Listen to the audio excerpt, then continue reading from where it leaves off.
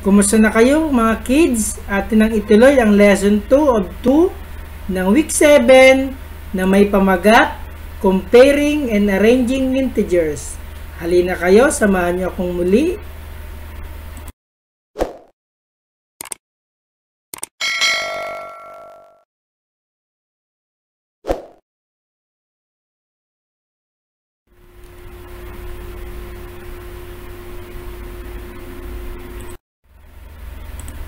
In the previous lesson, we learned about integers and basic concept of number line.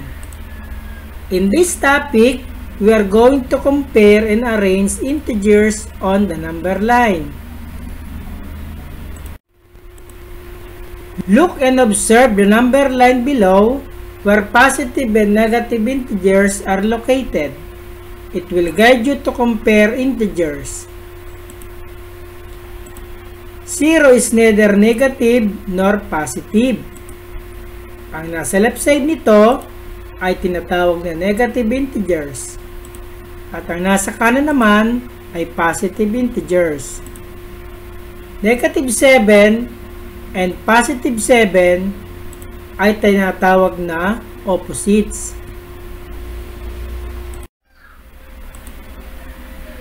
A number line is a straight line with numbers placed at equal intervals. It can be extended infinitely in both directions. As we start from 0 to the right, the numbers or values are getting larger the farther from 0 going to the right, the larger the number.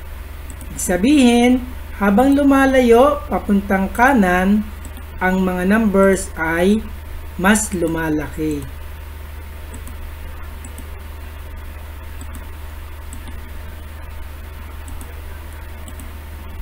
In the opposite direction, as we start from 0, the left the numbers or values are getting smaller.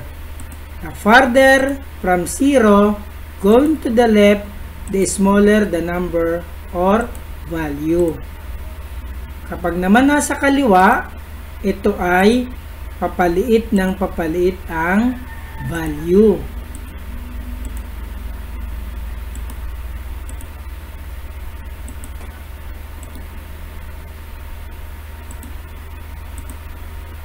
Positive integers are greater than 0, while negative integers are less than 0. Example 1. Compare the following pair of integers. As we observe the number line, we can state that the following: positive 4 is to the left of positive 6. Therefore, positive 4 is less than positive 6.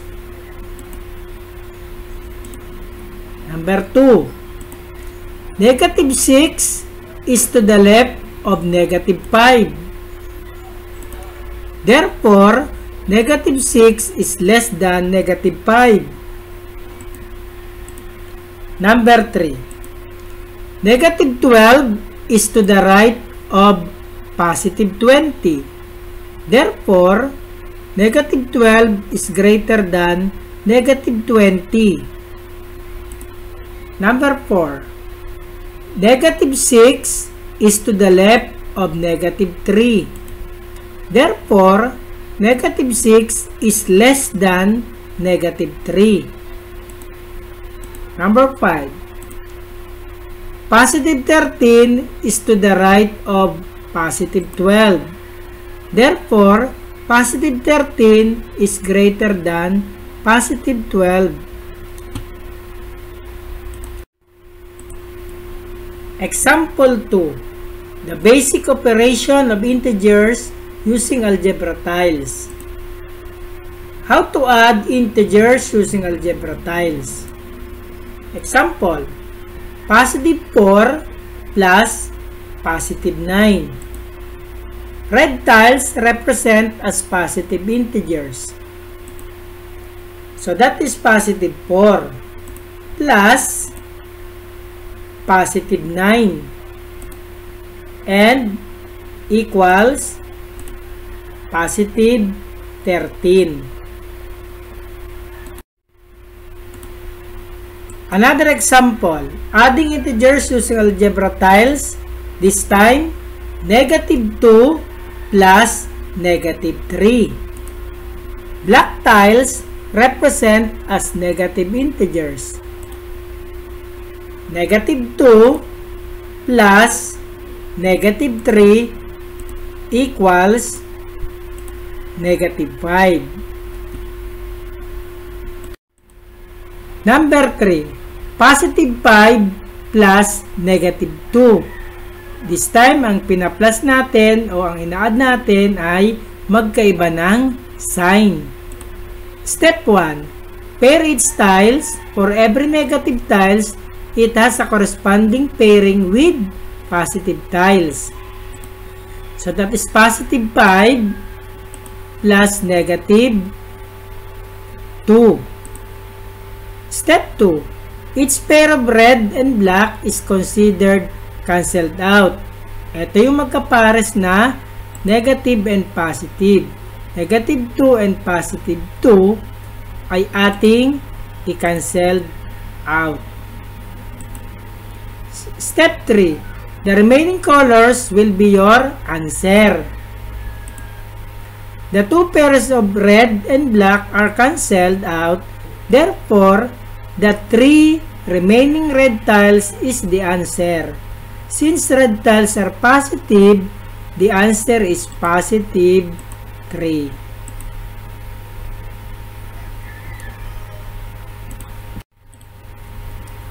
Example 3. Subtracting integers using algebra tiles or positive and negative counters. Positive 4 minus positive 5. Ano nga ba mag-subtract? Una, ang subtraction sign ay magiging addition sign. At ang subtrahend ay papalitan mo ng sign. Kung ito ay positive 5, magiging itong negative 5. Atin ang gamitin ang tiles. That is positive 4 at ito na ngayon ay idadagdag natin ang negative 5. Babalik tayo sa adding integers. So magkaparehas, ating kunin apat na positive 4 at 4 na negative 4 ating i-cancelled out. At ang natira ay negative 1. So, the answer is negative 1. Another example, negative 2 minus negative 6. Una, ang subtraction sign, gawing addition sign. At ang negative 6 na subtrahend ay gawin nating positive 6. Gamitin na natin ang algebra tiles. Ito ang negative 2, idagdag ang positive 6. Kunin ang magkaparehas, ang negative 2 at positive 2 ating i-cancel at ang matitira ay ang positive 4. Kaya naman ang sagot natin ay positive 4. For learning task 1, supply the inequality symbol greater than or less than to make the statement true. Write your answer in your notebook. Number 1, positive 12 and negative 13. Mas malaki ang positive 12 kaysa sa negative 13, kaya greater than. Number 2, positive 3 and positive 5. Alam natin mas maliit ang positive 3 kaysa sa positive 5, kaya less than. For number 6, positive 13 and negative 25. Mas malaki ang positive 13 kaysa sa negative 25. Ito ay greater than. For number 7, negative 1 at 0. Mas maliit ang negative 1 kaysa sa 0, kaya ito ay less than. Ang mga natitirang bilang ay inyo ng sagutan. For learning task 2, add the following integers using algebra tiles or counters. Illustrate your solution using algebra tiles or counters. Indicate your positive and negative algebra tiles or counters. Red for positive counters and black for negative counters. Do this in your notebook. Sagutan natin ang number 1. Negative 4 plus negative 2. Ito ang negative 4 at ito naman ang negative 2. Negative 4 plus negative 2 equals negative 6.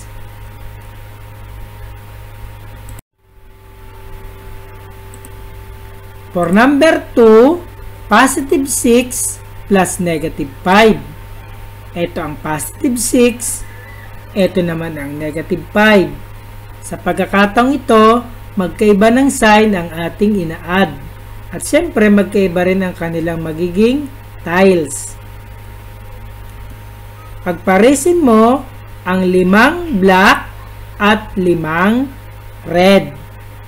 Ating i-cancel at ang matitira ay positive 1.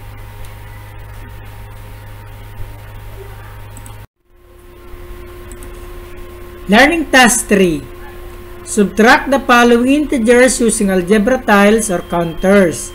Illustrate your solution using algebra tiles or counters. Indicate your positive and negative algebra tiles or counters. Red for positive counters and black for negative counters. Do this in your notebook. For number 1, negative 8 minus positive 5. Ang negative 8 ay hindi magbabago ng sign. Ang subtraction sign ay magiging addition. At ang positive 5, ito ang magpapalit ng sign, magiging itong negative 5. So, negative 8 plus negative 5, dahil magkapareho sila ng kulay at magkapareho ng sign, negative 8 plus negative 5 equals negative 13.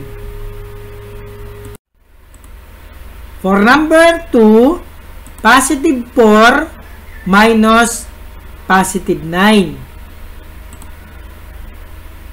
Ang 4, ito ang minuend, hindi magbabago ang sign. Ang subtraction ay magiging addition. At ang positive 9, ito ay magiging negative 9. Gamit ang algebra tiles, positive 4 plus negative 9. Ipares ang 4 na red sa 4 na black. Ang matitira ay negative 5. Positive 4 plus negative 9 equals negative 5. For learning task 4, evaluate the following integers using algebra tiles or counters. Illustrate your solution using algebra tiles or counters. Indicate your positive and negative algebra tiles counters. Red for positive counters and black for negative counters. Do this in your notebook. For number 1, positive 12 minus negative 4. Ang 12 o ang positive 12 na minuend ay hindi magbabago. Ang operation sign na subtraction ay magiging addition. At ang subtrahend na negative 4 ay magiging positive 4. Kaya positive 12 dagdagan ng positive 4 dahil magkapareho sila ng kulay. 12 plus 4 equals positive 16. For number 2, negative 4 plus positive 3. Since ito ay addition, wala tayong babaguhing sign. Kaya negative 4 plus positive 3. Ipares ang tatlong red sa tatlong black. Then, i-cancel. Kaya negative 4 plus positive 3 equals negative 1. Maraming salamat sa inyong panonood. Nawa marami muli kayong natutunan sa ating aralin ito. Hanggang sa susunod na video, ang ating week 8. Hanggang sa muli, paalam!